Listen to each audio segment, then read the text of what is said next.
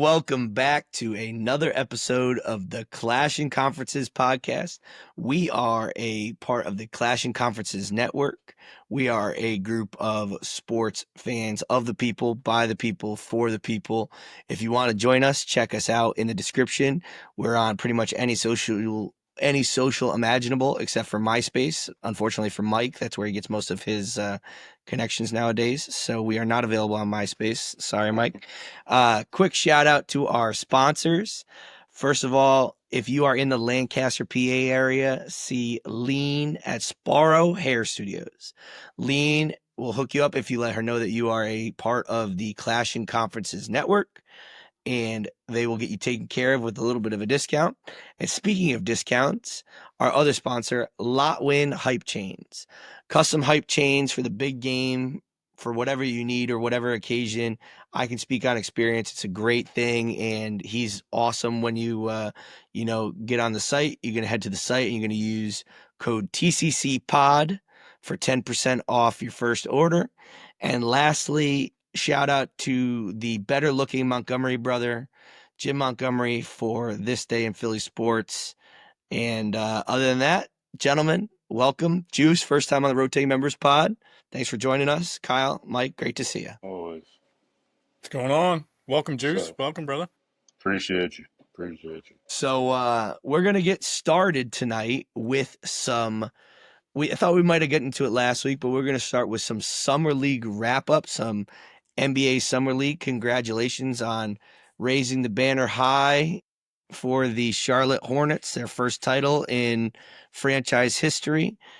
And we're going to start with Juice because he actually got to head out to Vegas, from what I understand, to see some games. Yeah, Summer League. This is my second time out there. It was a great time. Any real hoop fans, you guys definitely got to go to see everybody, see guys really going at it. Because, of course, we're obviously out there trying to see the draft picks and guys trying to get into the league. But there's so many guys that are out there just trying to get their shot, get their scratch, just a chance to get, a door open.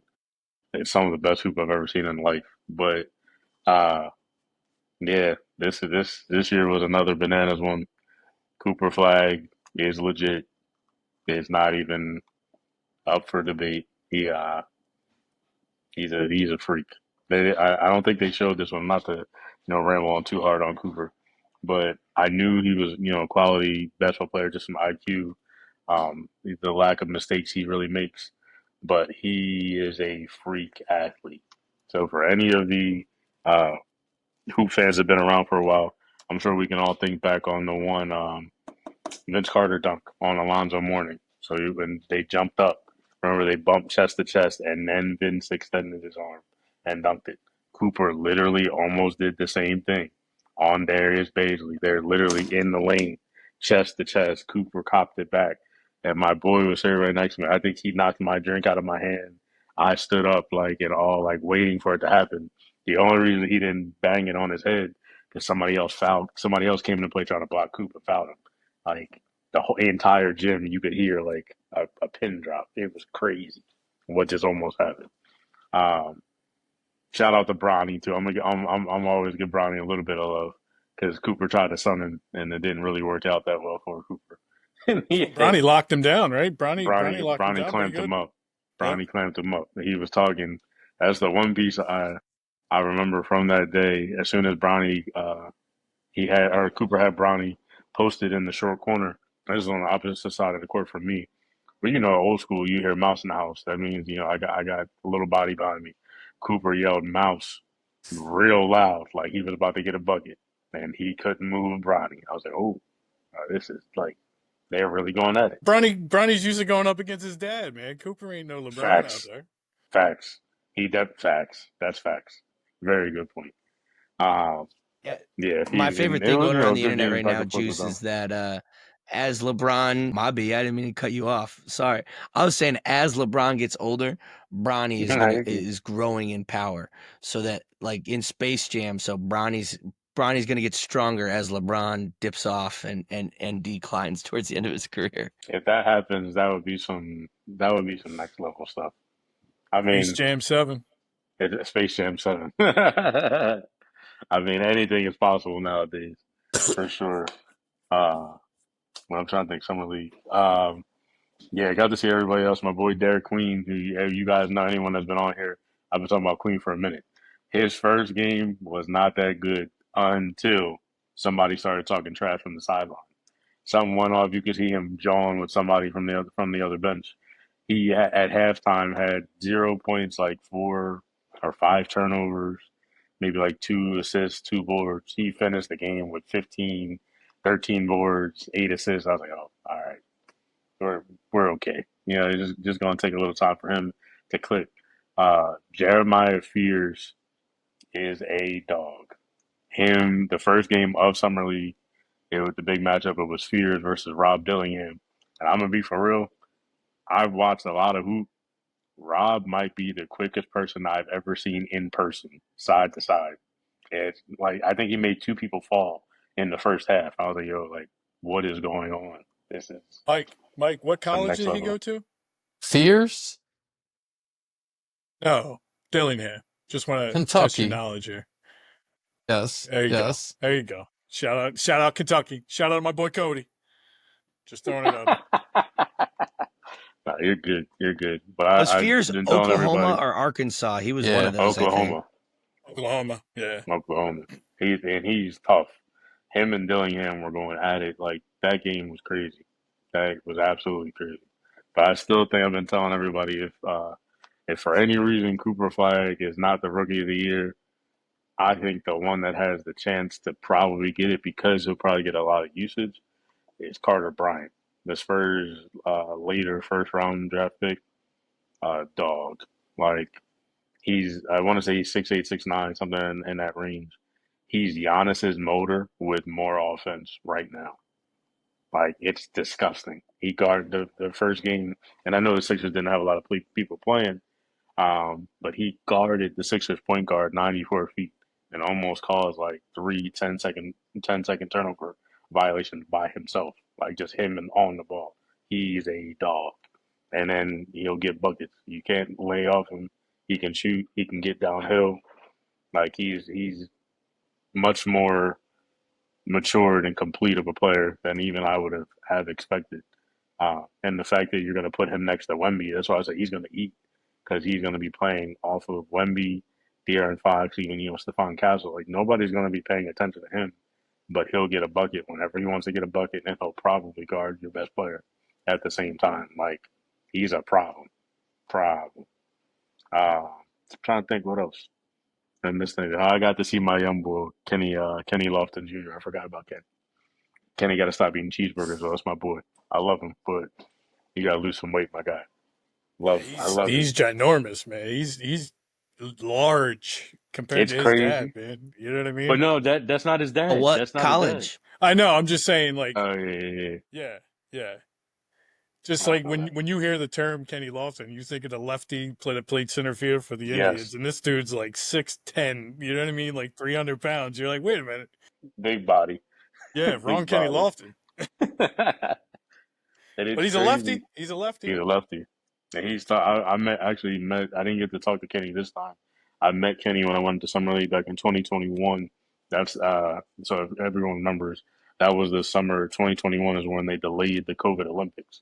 So all of Team USA was at Summer League. He had just come back from winning the 18U MVP where they beat Wemby. So he was on the same team with Chet and all them. Like Kenny, I'm a huge Kenny fan.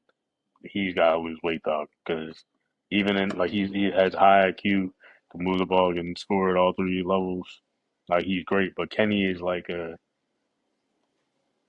style of play. I don't think it fits in the NBA too much anymore because he's a Zebo with way more offense. Like he's a Zebo that could play point guard. They're not giving you that that short corner post stuff like that anymore. You're not getting it on the block. Um, so I don't know. Like I hope it pans out well for him, but summer league was summer league was the vibe. Great hoop. Definitely, I think next time I'll have to record straight from out there, get some content up for the pod up there. But blast, had a blast. That's Absolutely. awesome. Mike, has your vibe changed about Concanoople after this summer league run? Yeah, a little bit. I mean, Yeah, is the short answer. But I mean, it's summer league. What's it really worth? I mean, you're going against guys who are not going to be in the league when things really get popping for the most part. So you got to take it for what it's worth.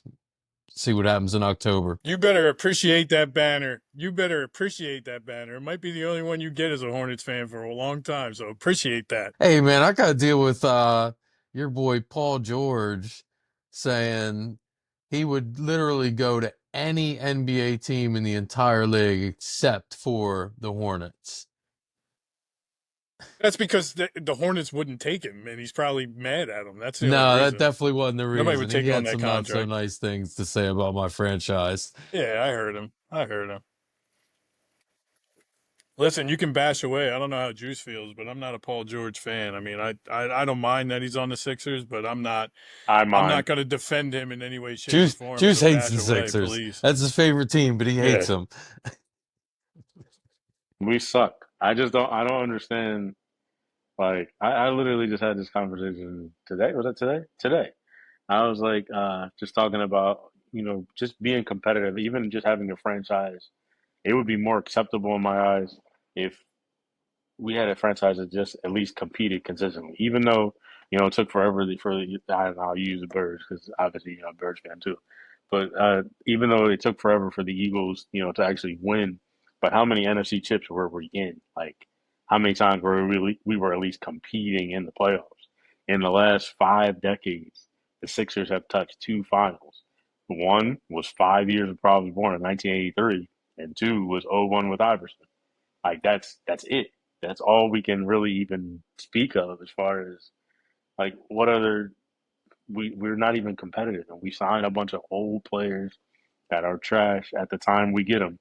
They may have been superstars at some point. Like the number one that comes up for me all the time every time I think about it. I'm sorry, top two that come up is Elton Brand and Chris Webber. We'll get superstars after a major injury with like 2 or 3 years left on the decline, and like that's it. That's our MO. Paul George went through what should have been a career-ending injury 11 years ago. That was 2014. Like, what are we doing? What like I don't I just don't get it. They need to fire everybody, except for the only thing I'll take that I'm okay with at least the last 2 years is how we drafted McCain last year and then Edgecombe this year. Like we got some dogs. And I know, we're guard heavy, but at least we got guys that want to roll out, that want to compete. They want to beat whoever's across from them. Like that's a start. I'll take that over what the crap we got. But for right now, it's just a bad time to be a Sixers fan. It's a real bad time. We don't even have a process to trust right now. We don't have nothing. Facts. You know what I mean? We don't have nothing to look forward to except Maxey and Edgecombe and see what McCain can do. Yeah. That's it. I'm scared that Maxey's going to ask for a trade too. I've been saying that nonstop. Yeah, I know.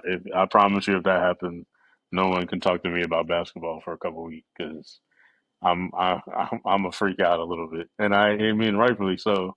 With Maxi, I'm not a hater, especially after I don't know if you guys remember the clip from this past season when he was like he was talking about tanking and stuff to obviously keep the draft pick, and he was like I don't know how people do this. If I put my shoes on, I lace them up, I'm going out to win. Like I don't play for losing type crap. He's like if that's how you feel, then you might as well get me out of here now. And I feel that like that fire in him. Like I hope we can harness that and just really put him in a good spot in a good position. But right now it's looking rough. Yeah, looking real rough. Yeah, I don't disagree. Who would have thought that the Charlotte Hornets would have a better outlook on their season than the Sixers? But it's more optimistic right now for sure. That's so depressing. I would you just trade said you that. lineup still right now, all day. The Sixers for give the me Hornets. Embiid. Give me a broken Embiid. He's still if he is healthy, he's by far the best player in that transaction. Give me that. 100%. Facts. That's 100%. not up for debate. I agree. Here's the problem, though. We're not going to know if he's going to be able to play until like November.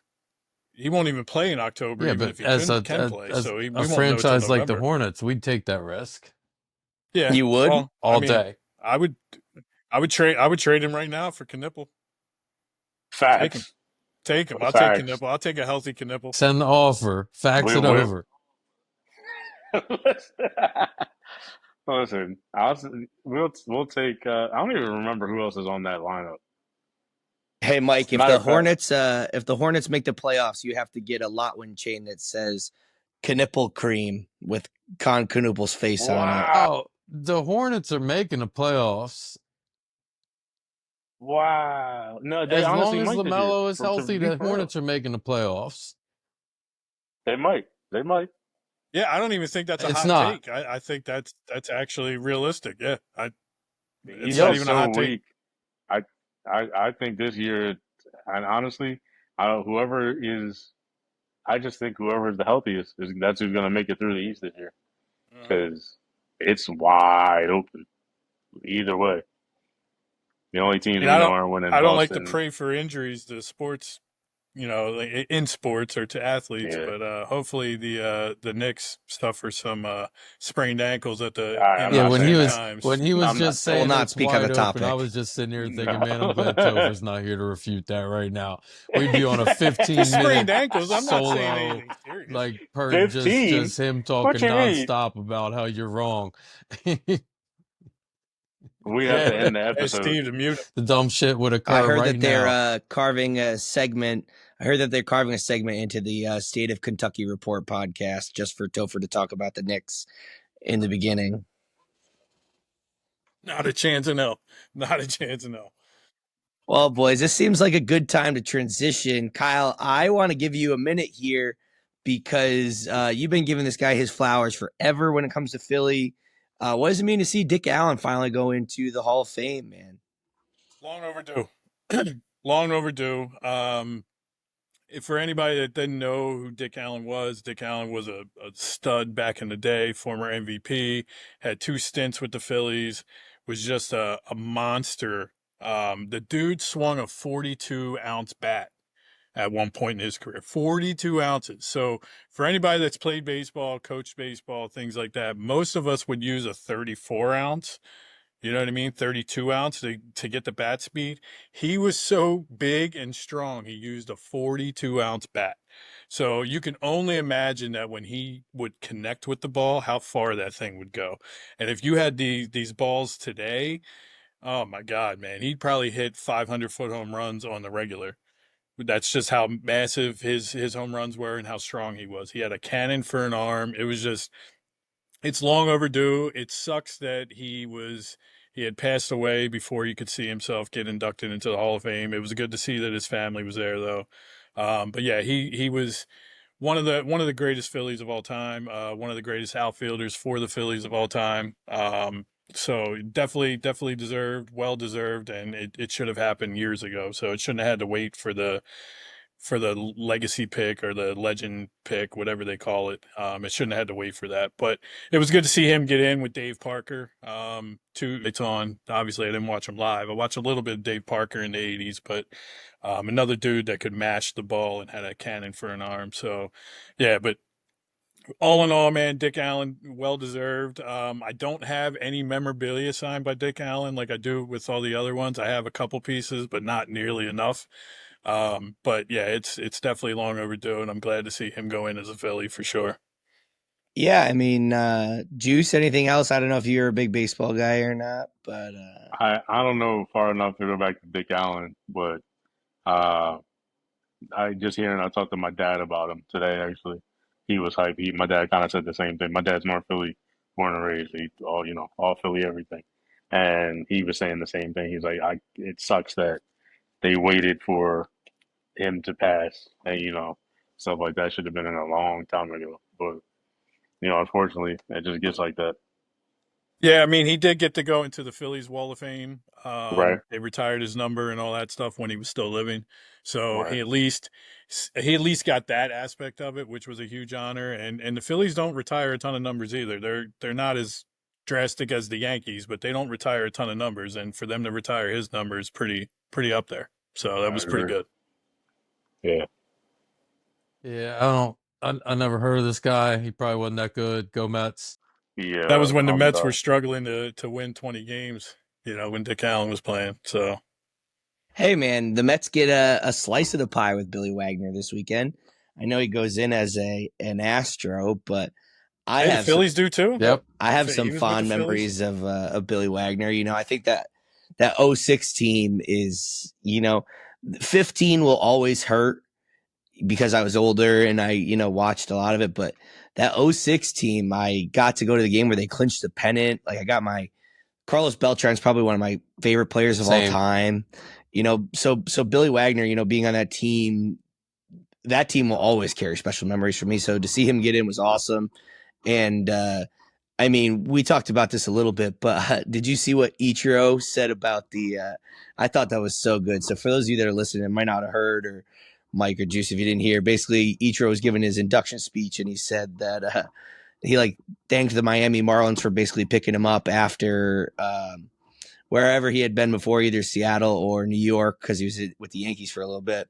And he basically said he had never heard, he didn't even know that the Marlins had existed at He that never heard of point. him. Yeah, he never heard of him. He's just I didn't even know the Marlins were a franchise. And meanwhile, he's got 4,000 hits across 2 Major League Baseball leagues. Did you see And what he said about the writer, the one writer that didn't I vote for saw him? that he took a jab at him. I didn't see what the exact quote He was. said, like the 3,000, whatever his hits were, 3,600 is a great feat, and the 265 hits in one season was a great feat, and everybody thinks it's great except for one of you, Yeah. and everybody was like, ooh, but how is he not unanimous? I don't understand that.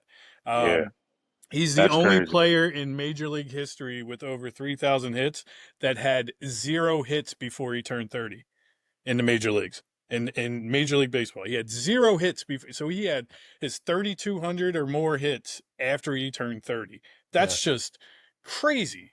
It's Yeah, absolutely crazy. Well, I mean, That'll never be touched by anybody ever again. that just takes us down the baseball rabbit hole, which is the Hall of Fame, which, these writers, I mean, I don't want to get too much into it. We have a little bit of time, but guys I don't know. It irks me that somebody like Andrew Jones isn't in the Hall of Fame yet. Even somebody like you said, it took forever for Dick Allen. Somebody, Carlos Beltran, I think should be in the Hall of Fame. I obviously don't love the Yankees as a Met fan, but Derek Jeter's a unanimous Hall of Famer. You're either a Hall of Famer or you're not. There shouldn't be I don't love the idea, and I talk about this with the Pro Football Hall of Fame a lot. I don't love the idea that there is unanimous and first ballot and this or that. You either are, it doesn't matter if you get in on the 8th vote or the first vote. You're either a Hall of Famer the first time or you're a Hall of Famer the 8th time, and it means the same thing. So that always irks me about the Baseball Hall of Fame, especially. Yeah, I I think the can't writers speak have because way too much. Oh, go ahead, Juice. no, you're good. You're good. Good. I got up here. I was just gonna say, I think the writers have way too much influence on it. Because look, at the end of the day, you can't have a Hall of Fame without your all-time home run leader. You can't have a Hall of Fame without your all-time leader.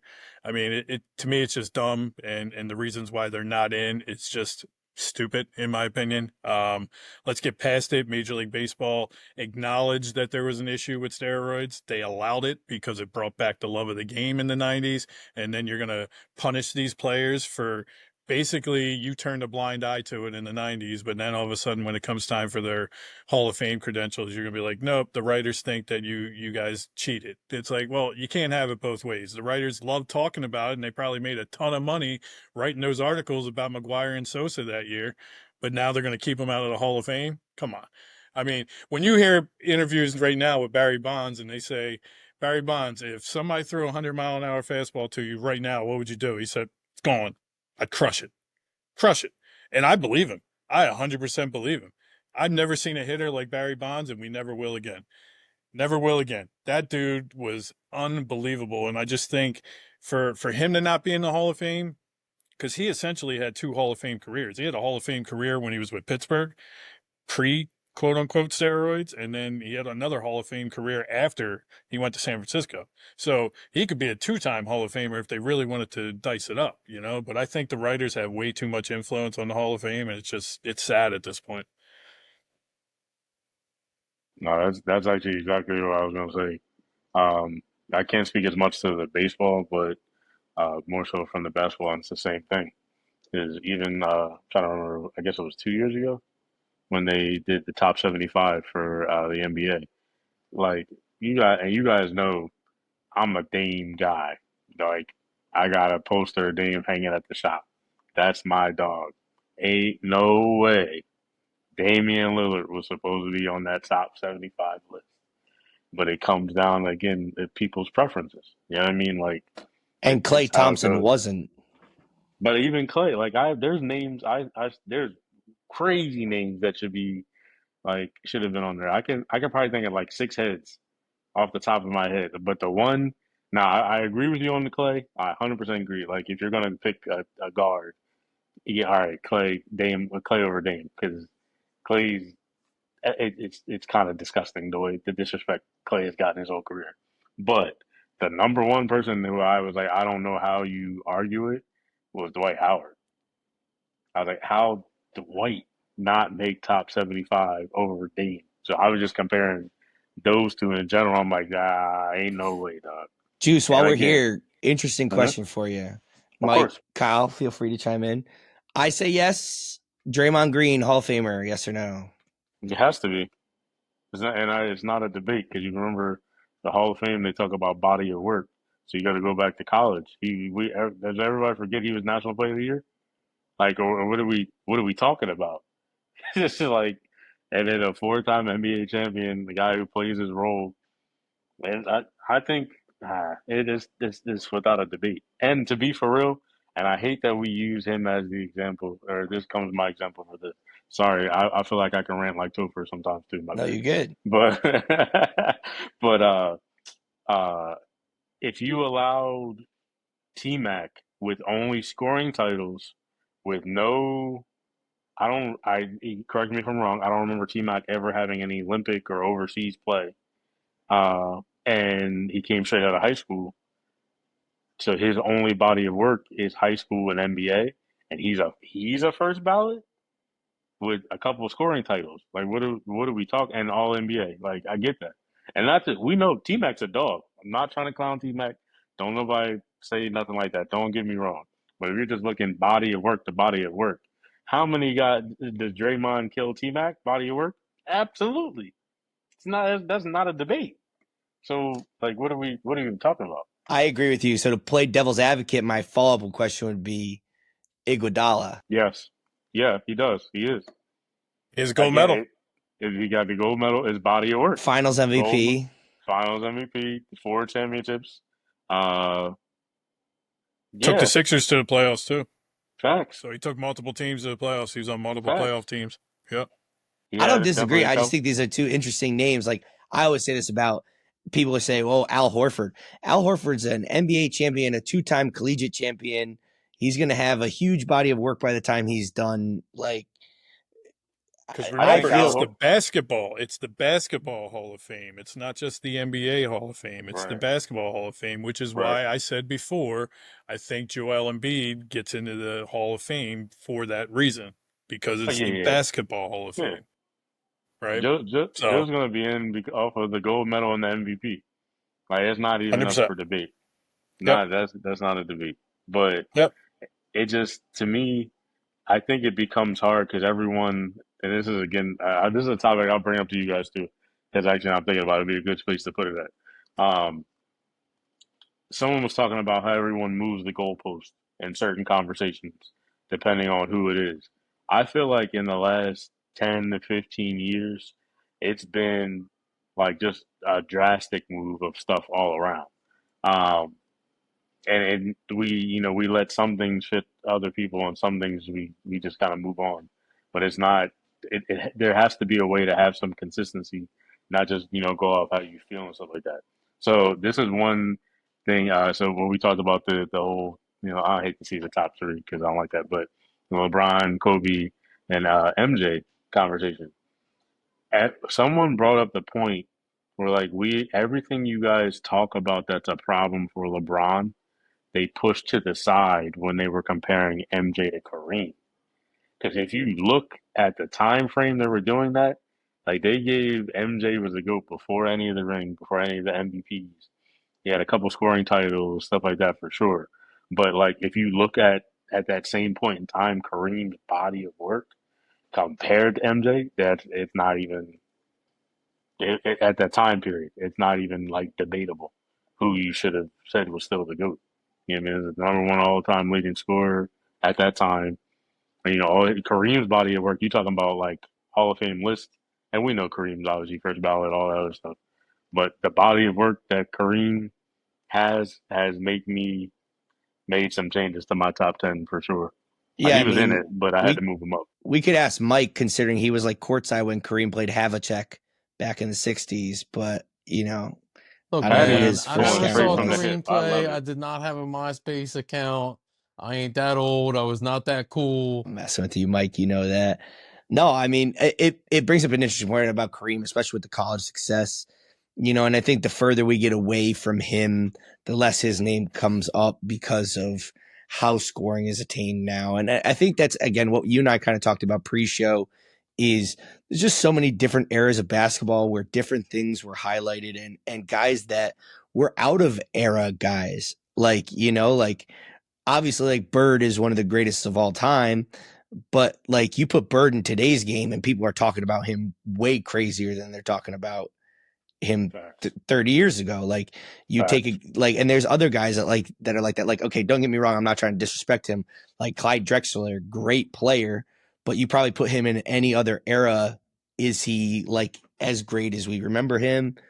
Maybe yeah, maybe no. So I think the NBA is always so tough because it's like, sure, you can fault Russell and Wilt for playing against plumbers because they certainly did, but like you also can't then not credit them for doing the things that they did as well. Like there's people in basketball that say that Elgin Baylor is the best athlete to ever pick up a basketball. Like there are people that talk about Elgin Baylor the way people talk about Michael Jordan, the way he moved around the court and stuff like that. So I think basketball is just one of those games where it's like, I'm a huge Steeler fan. Like, do Terry Bradshaw's 4 Super Bowls mean half as much as 4 Super Bowls from Tom Brady or somebody else? Like, probably not. Like, but you can't take them away from what he did as well. Right. I agree. That's a valid point. Well, before we get to clash and draft, speaking of football, Mike, what do you think about this media manic that everyone's all freaking out that Caleb's not going to get the system? I disagree, but that seems to be the big storyline this week. I seen it all over ESPN. Will it take Caleb Williams a year to get Ben Johnson's system? Talk to us. It's been a while since we talked Bears I'm football. glad that I've been so damn busy with my move from North Carolina to PA because I saw none of that. That's ridiculous. I got no comment. No comment. We comment. we got a couple practices and they're saying he can't pick up the system. Well, the rumor is he was spending too much time painting his nails to read the playbook, but I don't know. I don't know if that's true or not. That's just on the rumor mill. So Is that current rumor mill, or are you taking a shot from like 3 years ago? Okay, that's current all right. rumor mill. Current rumor mill. Yeah. I think I got it from Nick's Muse or something like that. It's all one right. of the Credible Tophers. sources. It's actually Bear Down credible Muse. sources. Yeah. It's their sister. It's their sister page, Bear Down Down. Muse. Caleb's gonna be fine. No, I mean Caleb's gonna put up a better year than Jaden.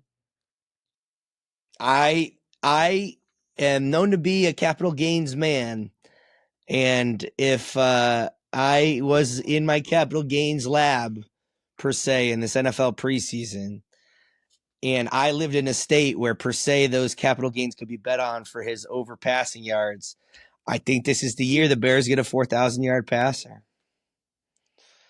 I do. Yeah. I don't think it's gonna be that hard for him to get here. I know they're gonna run the ball to offset Did they some fix the things. line? Absolutely, Juice. They were the most active in the offseason on the offensive line. Who's the 1,000-yard receiver?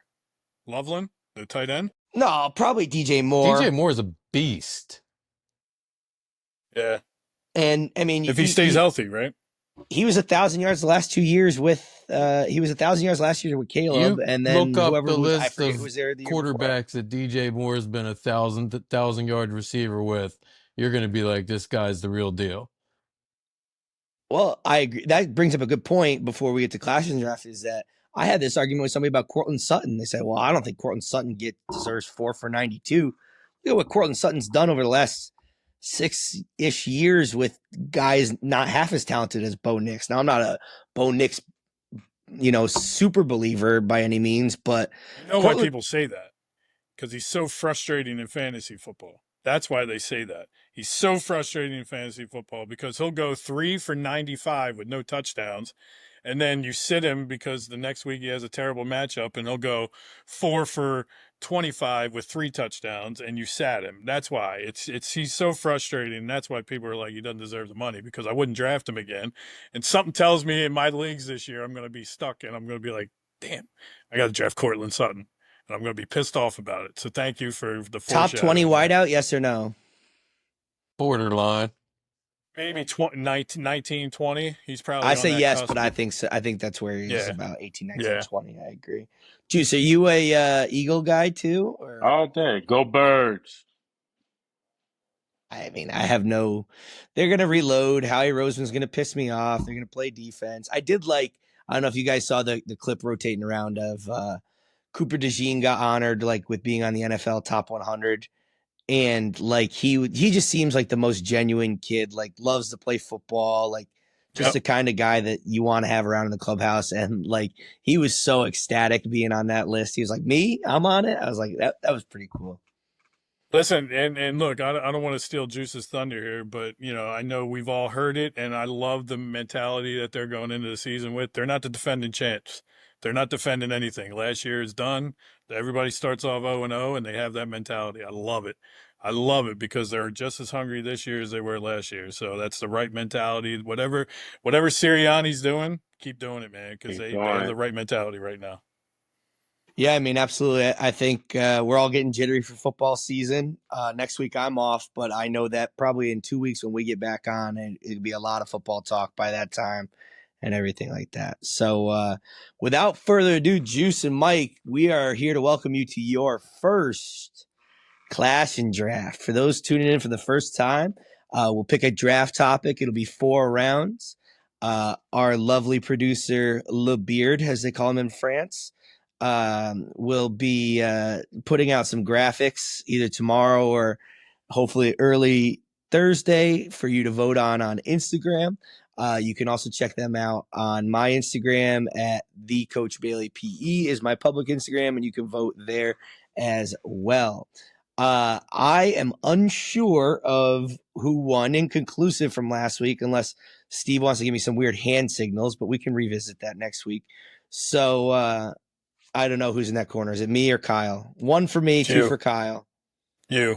All right, me. So what I will be doing is I'll be giving Juice the honors of picking the order, and then I will introduce the topic, and we will get going. So Juice, quickly, who would you like to go in what order as far as the draft goes? It's just me and Mike. All 4 of us. Nope, it's all 4 of us. Oh, so 4. Just pick any order. We'll go Mike, Kyle, Patty, me.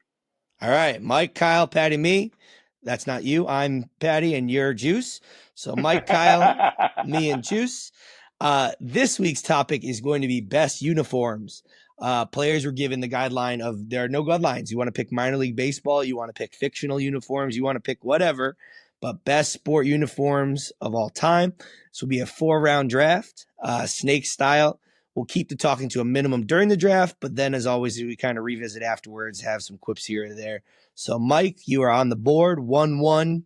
What are you going to put on your best jersey Neither draft? Matt nor Rick is here to stop me. Give me the Hornets. That's my answer to every question as often as possible, even when he tells me I can't take them. So give me the Hornets. They were the Hornet Blues or the Hornet Whites? The Hornet Teal. Are you kidding me? We were the first team to ever introduce teal into uniforms and sports, and it took off after that. There's so many teams that brought teal into their colors after us. We were the first NBA jersey to have pinstripes. Look it up. Hornets. Sure, you're going the teal with the purple pinstripe. All right, Kyle, you're up.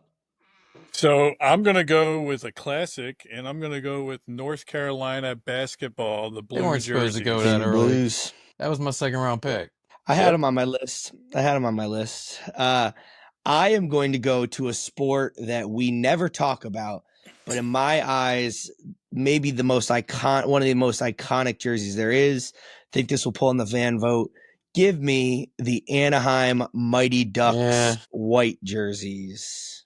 The original? The original white jerseys? Mighty Yeah. Ducks. I had it on my list. Juice, you get 2 here.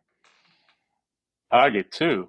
All right, this is cake then. So I'm gonna go I forget if that was 95 or 96.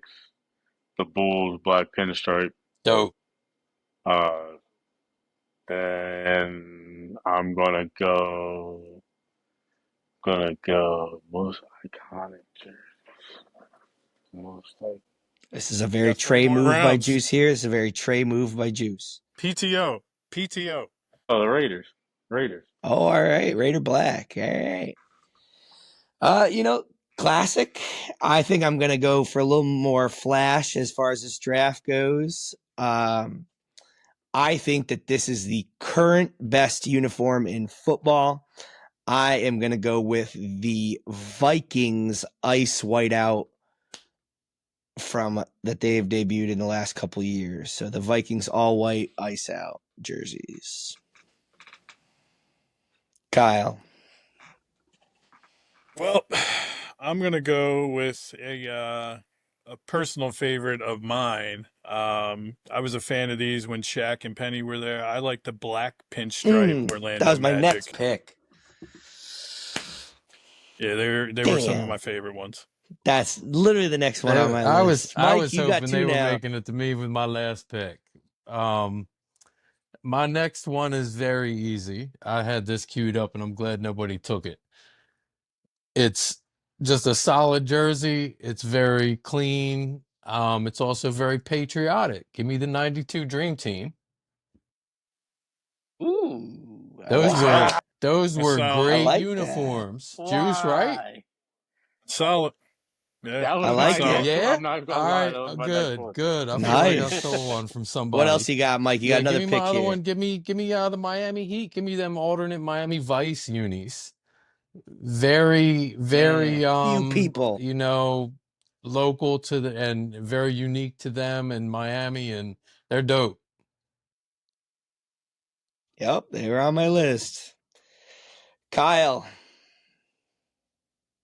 All right, so I'm gonna go with look, I gotta be a homer here. I'm gonna go with the Phillies I powder thought we were blue going to go Kelly and Green maroon there. jerseys.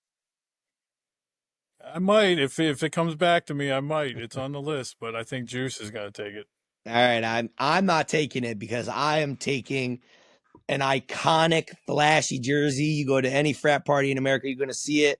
The purple Raptors jersey with the Dino. dinosaur on the front, ready to go. The Vince Carter purple Raptor Vince jersey. Carter and Tracy McGrady made that famous. Yep. Juice, you got 2 to finish yourself off here. I feel like I need to flip sports. But you know what? Nah, because theirs stays the same, and you can go decade. Unfortunately, hate them. Celtics jerseys. Because you can go any era. You go from Bill Russell all the way to Jason Tatum. They really don't look any different. The font changes here and there. It's just that garbage green, the white letters. But now, so who said the penny jersey? You said the black one with the white stripes, right? Yeah. Yep. Going All to the right, so Blues. I'm flipping that. White with I'm blue. going to the blue. Yeah. No, the Oh, the blue blue with with white. the black stripe. The blue with the white, yeah. Also Blue with the white. fire. It was, All right. yeah. Is Let's that the hope gas. Shaq's one? That was my first jersey ever as a kid. All those Magic jerseys are great. Yeah. I mean, realistically, I would love to pick a different powder blue jersey in the NFL, which I think is very popular. But this is Clash and Draft, and you got to be bold. So I'm picking the Steelers Bumblebee jersey. They're so Put it on bad. the board. That's got to be the worst jersey in sports ever made. The Steelers Bumblebee jersey. Come on, homer or not, those are awful. Put it on You're the automatically board. not eligible to win the Clash and Draft based on that pick. Yep, and you're not invited I'm next fine with week. So that. Kyle, it's on to you. All right, so look, I would be a homer again and take the Eagles Kelly Green, but I am not. I'm going with the most iconic uniform in sports, in all sports, the Yankees pinstripes. Yeah, Good pick.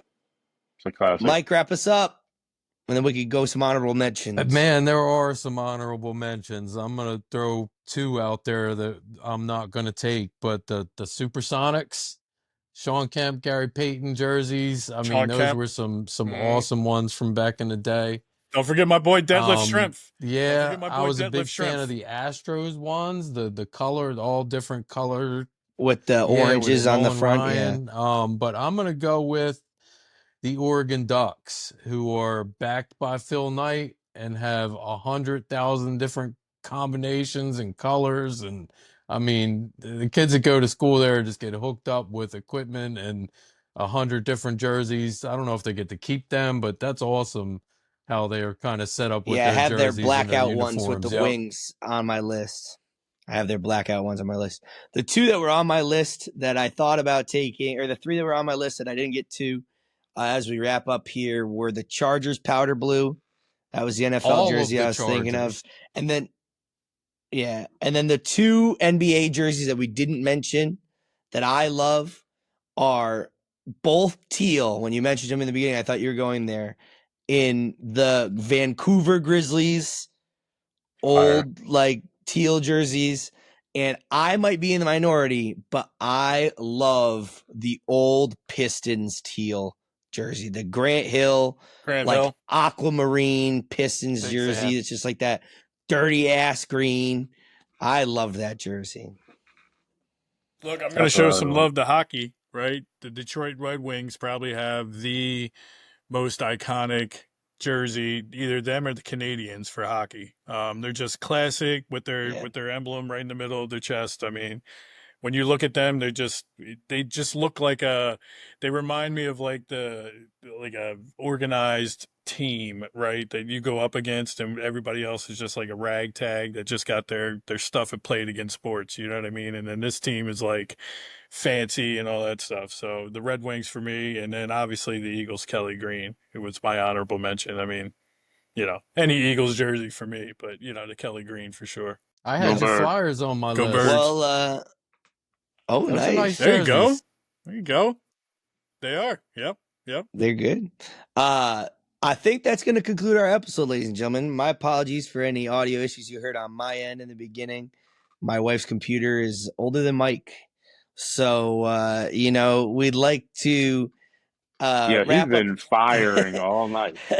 We'd like to wrap. Mike knows I got to get him off because we love the Mets, and it's just like a Met fest all the time. So sometimes we got to get some jabs in here or there.